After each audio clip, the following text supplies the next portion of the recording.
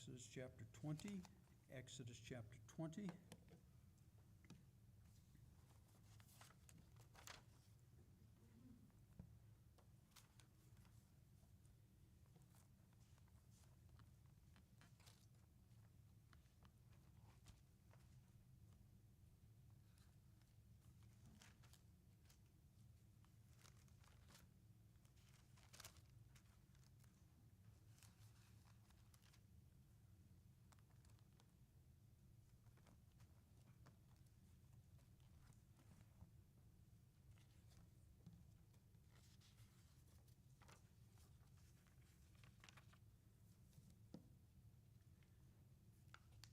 And I need just a moment for preparations here. Doctor's orders, I have to be well lubricated when I speak.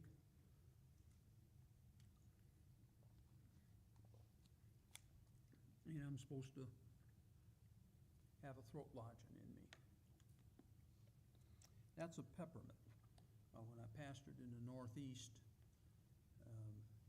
in the Regular Baptist Fellowship, or the Northeastern Regular Baptist Fellowship of Churches, the NARBC, I was known as Pastor Peppermint. It benefits me when I have this to keep my throat moist. But it also benefits you, because when the peppermint runs out, so does the message. Title of the message is Sanctuary in the Scriptures. Sanctuary in the Scriptures. And I take you back to the late 1950s and early 1960s. And could have been any one of a number of Saturday mornings, but Saturday mornings, Dad and Mom would sleep in. Patty, Alan, and I would turn on television and watch cartoons and cowboy westerns. And I can remember a number of times when an outlaw, for example, might go into a bank, rob the bank, shoot and kill the banker, and maybe an innocent bystander come out of the bank, and a deputy lawman would oppose him, and he would shoot the lawman dead, and maybe another innocent bystander to hop on his horse and race away with the money. And as he traveled, he became aware that a lawman was following him. Might be a sheriff, might be a marshal, and he'd follow the trail of the outlaw. Eventually they'd end up in some town in the Southwest, and they'd have a fight or a shootout, and the outlaw would run into a church. And the marshal or sheriff or lawman would try to go into the church, and he'd be met at the door by a priest. And the priest would say, "You have to leave your guns outside. You can't arrest the fellow because I have given him sanctuary status. And you can't come into the church to arrest him." And I'm a little kid. I go, wow. Yeah, does that priest have that authority that he can tell someone representing the law that he can't come into a church and arrest him? You know, as a little kid, I attended a Baptist church. Did Dr. William R. Rice have that authority too? And I used to wonder about that. The program would play out any one of a number of different ways. But we're going to look at sanctuary in the Scriptures. And we're first going to look at it from a historical standpoint. The Middle Ages, or medieval ages as they're known, would be the 5th to the 15th century. The 5th to the 15th century. And in that time period, the Roman Catholic Church was very, very strong, and in many ways had more authority than a number of kings. There were 4 or 5 events and men that brought that to a change. In the year of 1054, there was a number of doctrinal disputes between the Eastern Church and the Western Church of the Roman Catholic as a result, there was a split over doctrinal issues. And I don't have time to go through the doctrinal issues tonight because they were many. But that tore about half the so-called Roman Catholic part of the church apart with that split there. And then the next thing that happened was that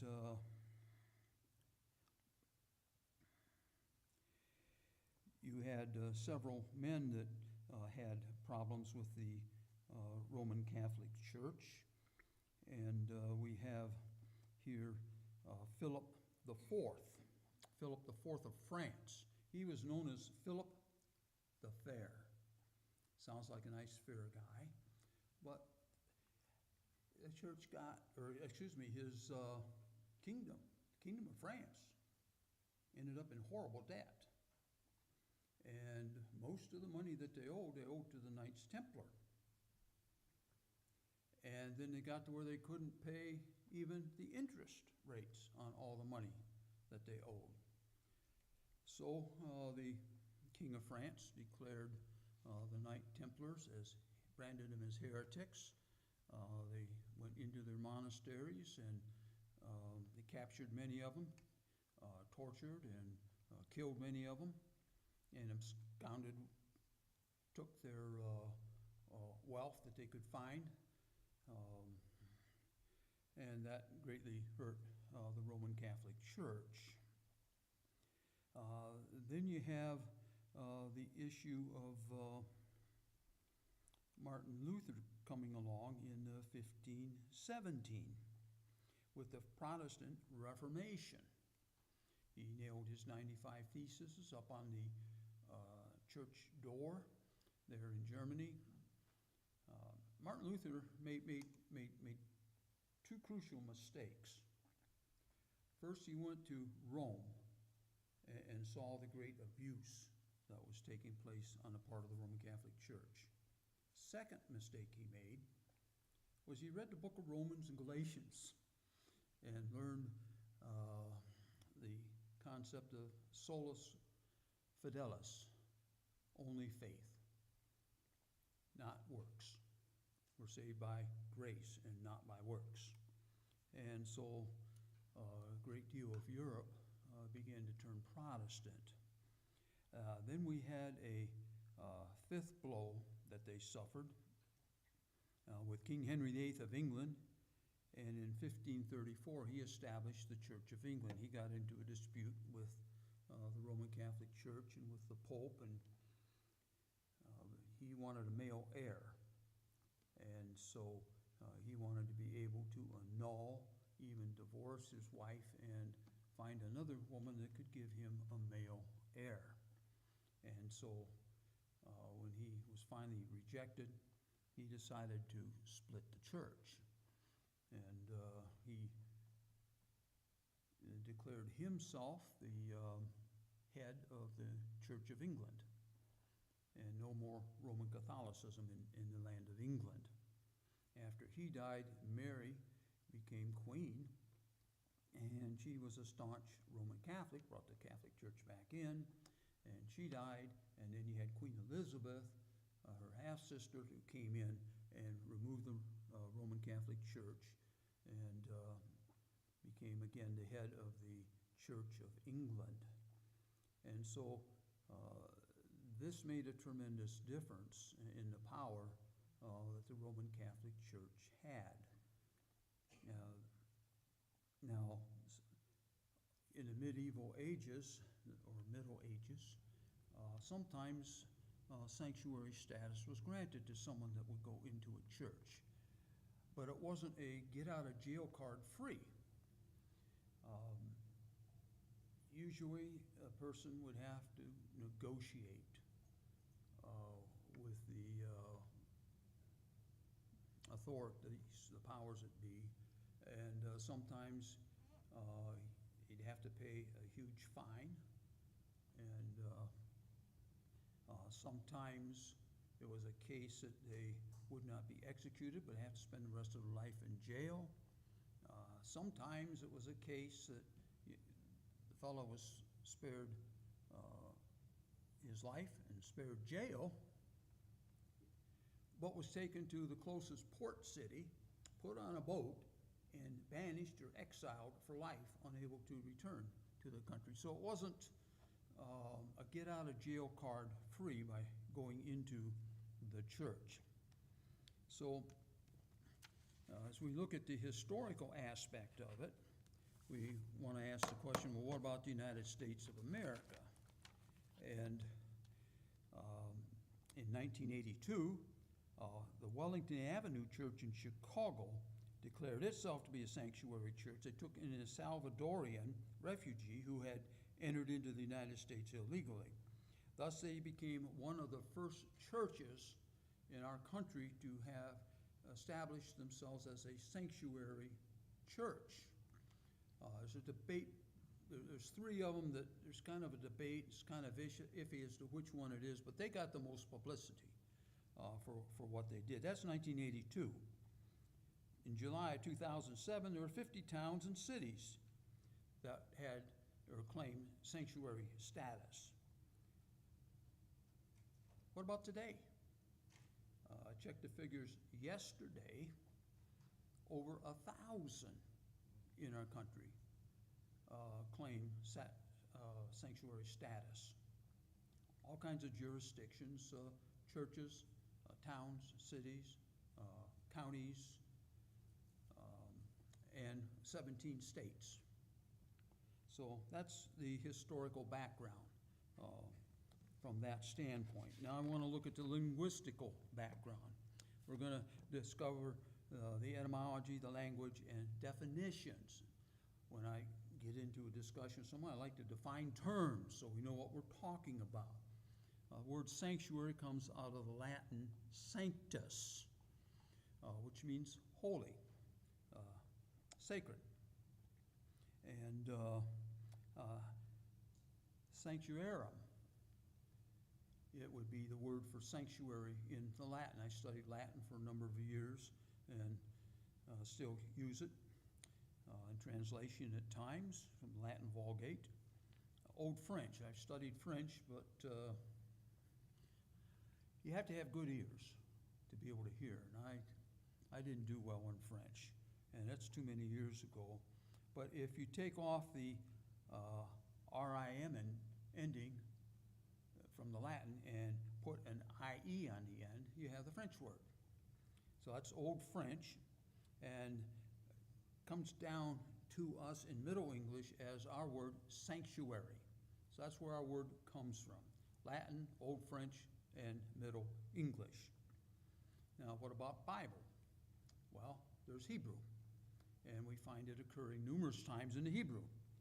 And you have mikdash, 64 times in the singular and 5 times in the plural, 69 times totally it's used in the Old Testament. It means a consecrated thing or place, palace, an asylum, chapel, sanctuary, hallowed or holy place, mikdash. And now kodesh, 64 times, a sacred place or thing, consecrated, dedicated, hallowed, most holy, holiness, saint, and sanctuary.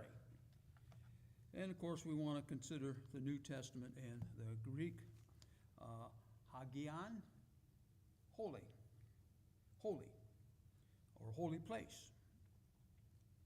So we've got the historical, we've got the linguistical, and now let's look at the legal. And there are 4 pillars that United States law stands upon. You have Judeo-Christian law. Main man here would be Moses in the Old Testament, the Torah, the first 5 books of the Old Testament, particularly Exodus, which lays out the law. Deuteronomy is often the explanation of the law. For example, you've heard it, an eye for an eye and a tooth for a tooth. That's Exodus. And those that hear that say, oh, that's horrible, and all the world goes blind. Well, they didn't read the explanation exposition of it over in Deuteronomy, as the judges, plural, shall determine. I can't make that decision personally about somebody losing an eye or a tooth or something, but it's the responsibility of the judges, a court, to make that decision. So you have Moses, but and the Torah, but you also have the Talmud, which is considered to be the oral law, which ended up being written too. And we owe much to the Jewish writings on the law.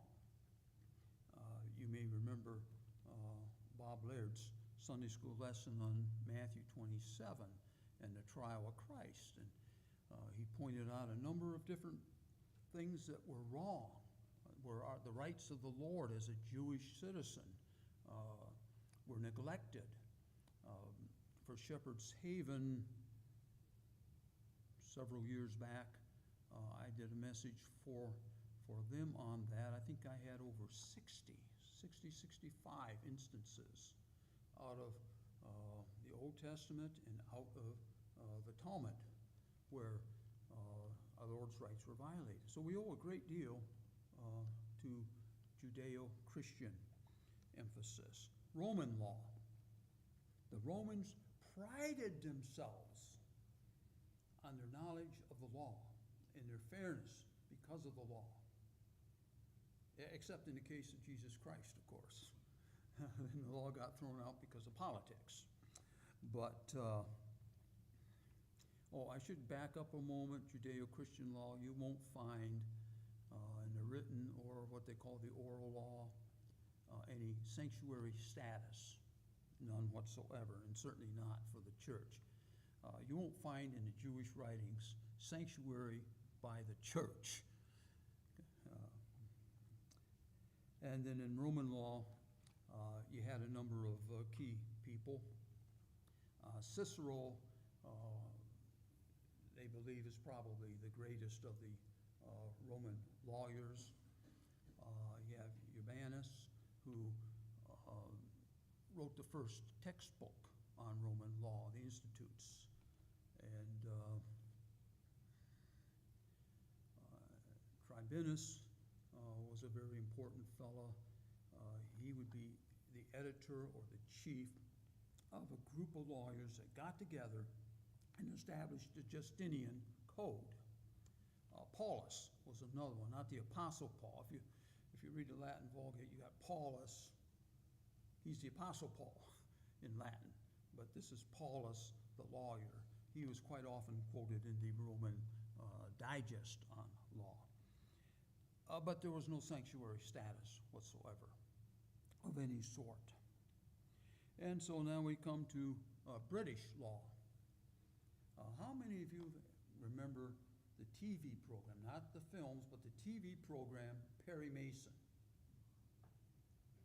Okay. Perry Mason would walk through the door into a study, and as soon as he came through the door, someone else, anybody came through that door, right here on the left, was a stand. And on that stand was a bust, somebody's head. Sir William Blackstone. He's the key guy in British law, wrote volumes on criminal law, civil law, practical law, you see, and much of the United States law comes from that. And then the other foundation would be the Federalist Papers, which I've read, and he had three main authors there. You had John Jay, the first Supreme Court Chief Justice. You have James Madison, fourth President of the United States. And then the fellow that wrote the most of it, and I think was just a commoner, but I think he was a tremendous genius, Alexander Hamilton. Some of you may have him in your wallets.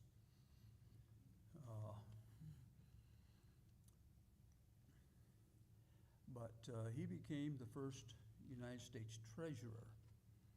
He's the, why is your money based on a 10 system where you have dollars and 100 pennies equal a dollar and 10 pennies equal a dime and so forth? Well, that's Alexander Hamilton that set that up. That beats pounds, you see, trying to figure that stuff out. And much of the import-export tax laws came from Alexander Hamilton. Keep in mind that when he did this, he had to work with 13 independent colonies that all had their own money, different types of money, 13 different currencies, and 13 different sets of laws for imports, 13 different sets of laws for exports. And he had to take all that and come up with one. And he was the one that did the most writing in the Federalist Papers. Now there's some that want to add international law, some call it United Nations law. Some want to add Sharia law, which is also known as Islamic law. Problem with Sharia law is it's not just law. It's a whole system that encompasses the political, the military, finances, economy, and religion, and customs, all that. You pretty much have to take it all or none of it. But we're built upon the four foundations that I mentioned, and of those, none of them have sanctuary status. You won't find it. So that's the, and I should tell you that the United States of America is not under the Mosaic law today. Neither is the church. We're not under the Mosaic law. And neither is Israel. Israel does not follow the Mosaic law. You know what age Israel is in? The New Testament age of grace. They don't get saved by the Old Testament law. Nobody ever did. Nobody ever will. You have to be saved by faith. Now, we've looked at the historical, linguistical, the legal, and now maybe we ought to get around to a little bit of Bible. You know, some of this can change in time. Laws come and go. Presidents come and go. But the Bible doesn't. The Bible always stays the same. Laws may change. Presidents may change, but the Bible stays the same. Historically, both state and federal governments of our country have never ever recognized sanctuary protection of a church from a legal standpoint. And neither has Great Britain, neither did the Romans, and neither did the Jews. Other countries, I don't know what other countries may hold. I don't really care about that. Question is, what does the Bible teach? What does the Bible say?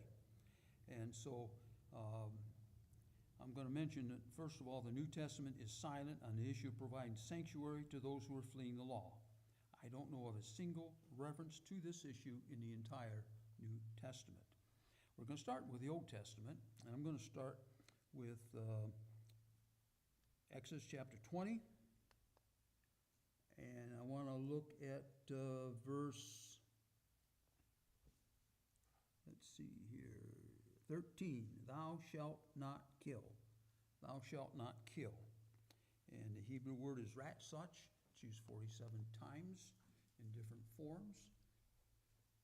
It's not talking about the killing of animals. It's not talking about executing criminals. It's talking about premeditated murder. That's the concept behind this particular word. We have to understand that, because now we're going to go over to Exodus chapter 21. Exodus chapter 21 and verse 12. He that smiteth a man so that he die shall surely be put to death. And if a man lie not in wait, but God deliver him into his hand, then I will appoint thee a place to which he shall flee. But if a man come presumptuously upon his neighbor to slay him with guile, thou shalt take him from mine altar, that he may die. So here's a possibility given to us in the book of Exodus of someone who commits premeditated murder, and he goes into, let's say, the tabernacle or later the temple. He grabs hold of the horns of the altar. The horns of the altar. Yeah, altars where the sacrifices would be made. The horns were there, horns at the four corners. And they could tie the next animal, they could tie the animal down, you see, for the sacrifice, and wrap the ropes around and tie him to those horns. So he goes in and he grabs the horns of the altar. You shall take him and out and slay him, according to the word of God. No sanctuary in the tabernacle or in the temple.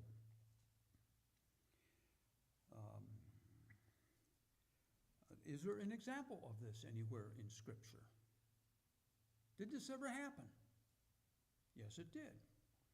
And for this, I'd like us to go to 1 Kings chapter 2. 1 Kings chapter 2.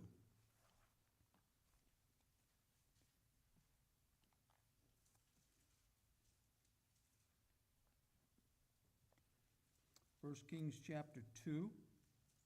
We'll be picking it up at verse 28. The essence of the background here, the context, is that Solomon was anointed king, but Joab wanted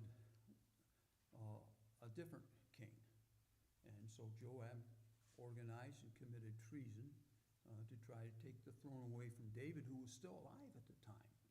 And David, when he found out about it, had Solomon immediately anointed, and also gave instructions to Solomon that there are some fellas that need to be dealt with, because David's about to die. His body it's been shutting down for some time, and so Solomon, when I die and you become king, here's a list of some business that needs to be taken care of. And so we pick up the story here. Joab has turned traitor. He's committed treason. And in 2 Kings 2, verse 28, then tidings came to Joab, for Joab had turned after Adonijah, though he turned not after Absalom. And Joab fled unto the tabernacle of the Lord, and caught hold of the horns of the altar.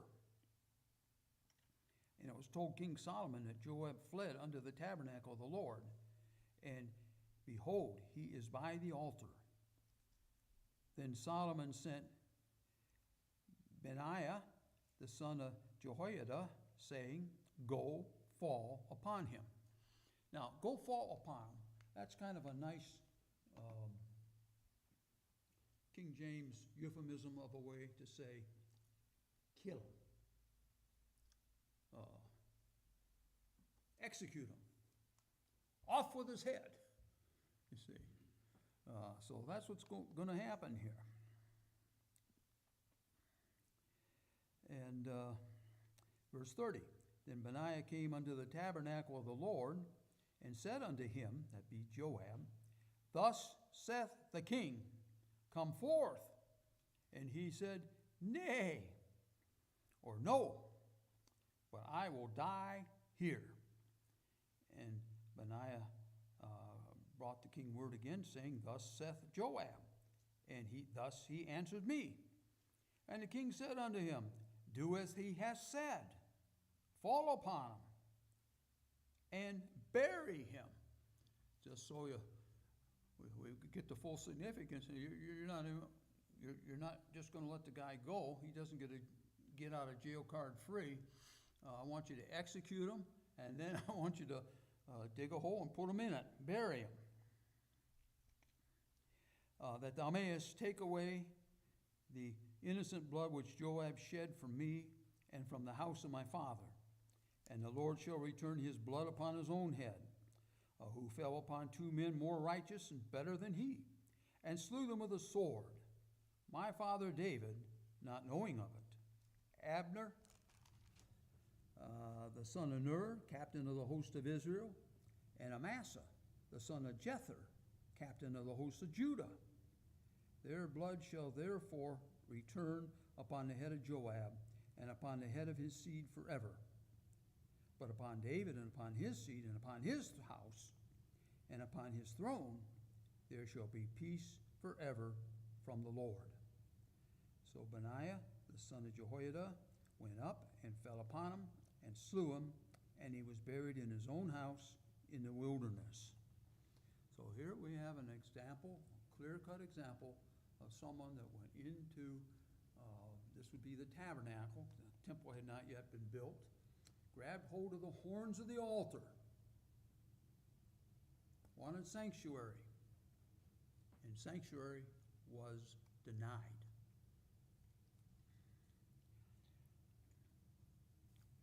Let's turn over to,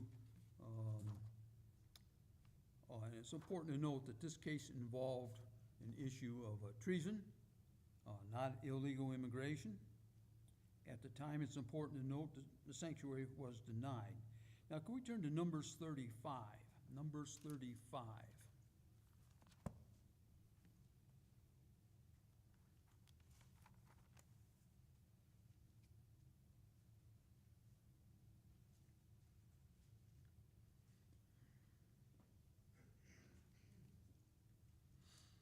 There were cities of refuge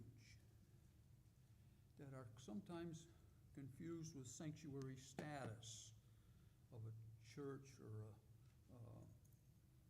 town or state or whatever. The cities of refuge really have nothing to do with sanctuary status.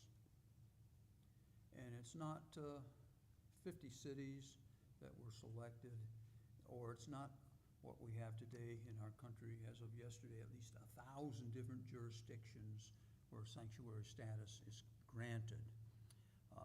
This was involving just 6 cities. There were 6 cities of the Levites that were determined.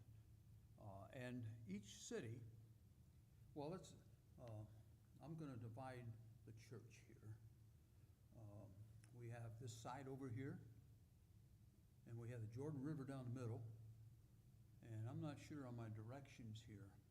I'm going to say that this would be the east side, and this must be the west side, because I see the sun here. Maybe I'm wrong on that, but for our purposes, you folks are on the western side of the Jordan, okay? And you folks over here are on the eastern side of the Jordan. And the territory on the west side and on the east side, each will have 3 refuge, cities of refuge. 3 cities of refuge. And each will be about a half-day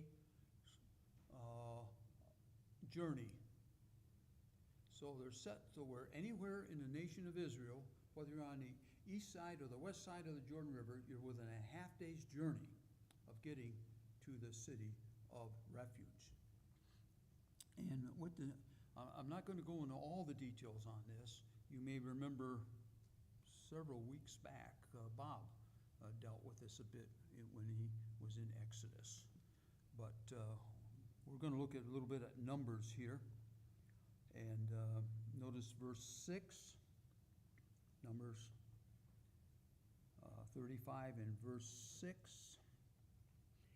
And among the cities which ye shall give unto the Levites, there shall be 6 cities for refuge. 6 cities for refuge.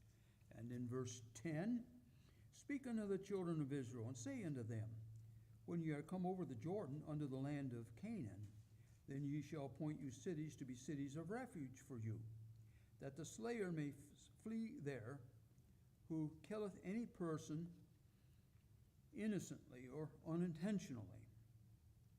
And they shall be unto you cities for refuge from the avenger, that the manslayer die not, And please notice the next statement, it's very important.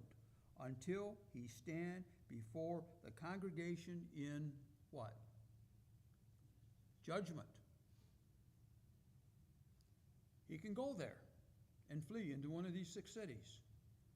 But there will be a judgment day, and he'll have to stand before the congregation and explain himself, and they will judge whether he continues to stay there or whether he's turned over and executed. Notice, please, verse 24. Then the congregation shall judge between the slayer and the revenger or avenger of blood according to these judgment. And the congregation shall deliver the slayer out of the hand of the revenger of blood, and the congregation shall restore him to the city of refuge to which he was fled, and he shall abide in it until the death of the high priest who was anointed with holy oil. So we have here this particular situation. This involves an accidental killing. And maybe you have a situation where a couple fellas, and this is a situation that's mentioned in the passage in Deuteronomy. They go into a wooded area to chop wood. And the guy brings up his axe to chop the wood, and the axe comes out of the handle and flies over and hits the next guy in the head, and he dies. There was no previous grudge between these two guys. Today, we call this manslaughter. Manslaughter. Manslaughter is supposed to be accidental killing. What I don't like is in our country, there are a lot of premeditated killings, homicides, that they plea bargain down to manslaughter. Accidental, but it wasn't.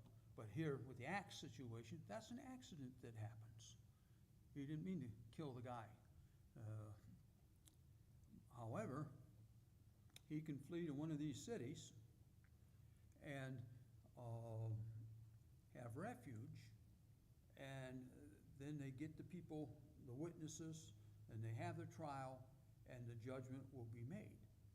Either he can continue to remain in that city of refuge, or he can be turned over to the proper authorities who will see that he is executed. That is the only reason for these 6 cities of refuge, to stop revenge killing, some relative or friend that maybe didn't see it, maybe doesn't understand the situation, and decides to be a vigilante and take justice in his own hands. That is the purpose behind the cities of refuge. And they're not referred to as sanctuaries, but cities of refuge. So, let's see here. And it's important to remember that these cities of refuge, there's 6 and only 6, and they were determined by the Lord, not by the people. And it needs to be realized that in this, the ultimate outcome is determined by a court of the people.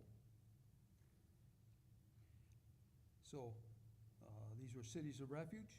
They were not the tabernacle. They were not the temple, not a synagogue, and they're not a church. Church is not involved in this at all. You don't get to church, you don't have a church until you get to Acts chapter 2. This is Old Testament. So we have here a sanctuary. Oftentimes they want to make the cities of refuge a sanctuary situation, but that's really not the case. I don't find any other example in Scripture relating to a city of sanctuary or a church of sanctuary or the temple or the tabernacle. It's not there. So we've looked at the historical and the linguistical and the legal, and look at the biblical. I do want us to turn to Hebrews chapter 13. Hebrews chapter 13.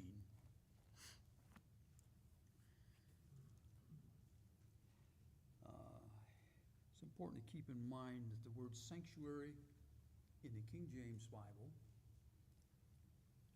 only occurs in the book of Hebrews. Nowhere else in the Greek New Testament, just the book of Hebrews. And there's 4 references to this particular sanctuary, to the word sanctuary, as it occurs in our English here. In Hebrews chapter 13, verse 10,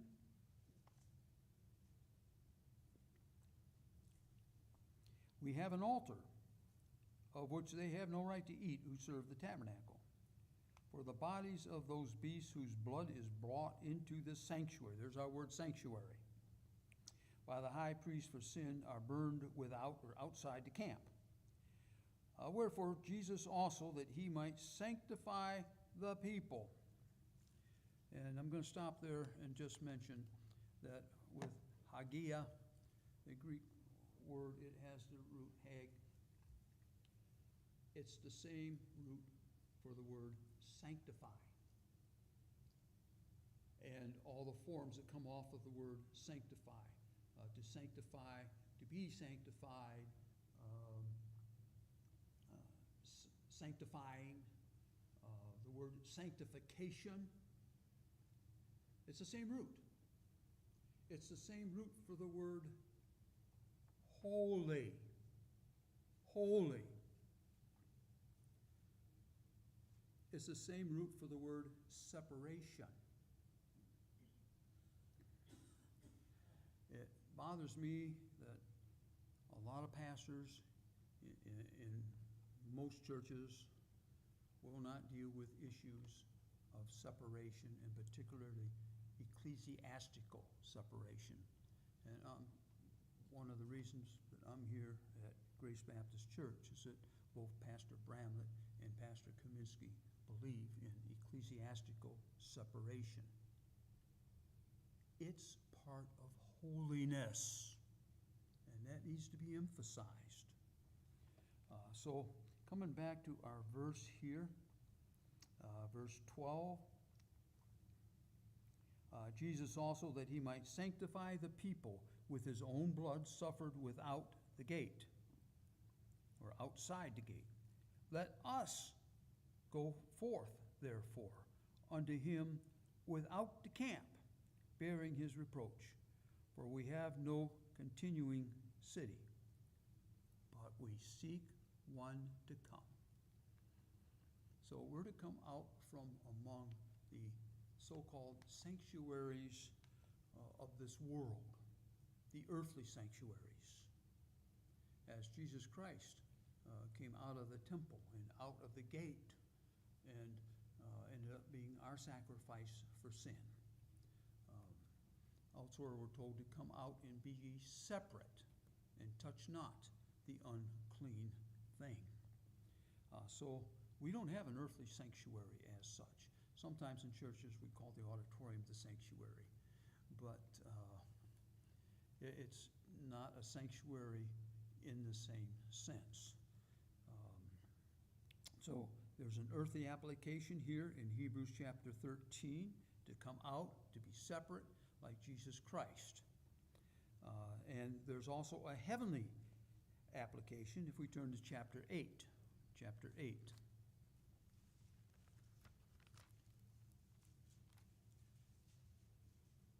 Chapter 8 and verse 1. Now of the things which we have spoken, this is the sum. We have such a high priest who is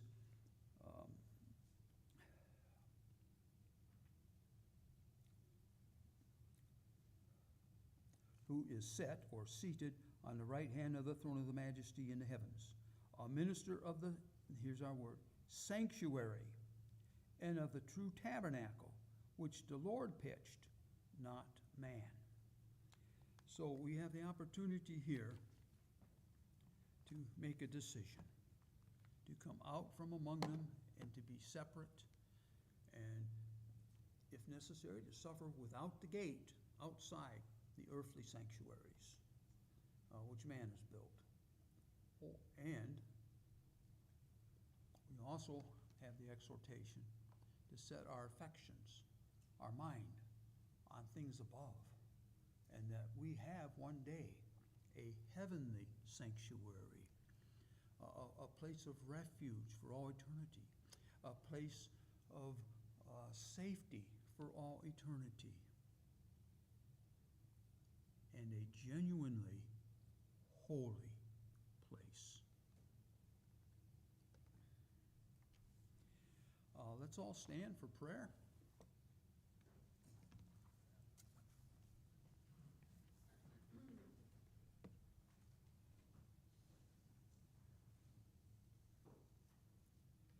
And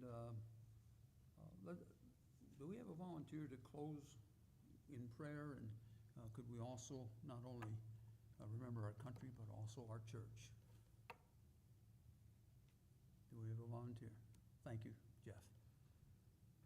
Father, we thank you for what we've heard tonight, Lord, what we've learned through your word. Lord, we just thank you for this church. That we can come here, Lord, and learn about you and fellowship with people. And Lord, you've shown us through your preaching here, Lord, of what we need to be doing to be able to follow your will. And Lord, we just thank you for all that you are doing here. We're thanking you for all that you will do in the future for this Grace Baptist Church. Lord, I pray tonight that you will continue to bless us, continue to look after each one that's in here, Lord. And we'll give you all the praise and glory for that. For we ask this in Jesus' name. Amen. Amen. Thank you for coming, and may God bless you.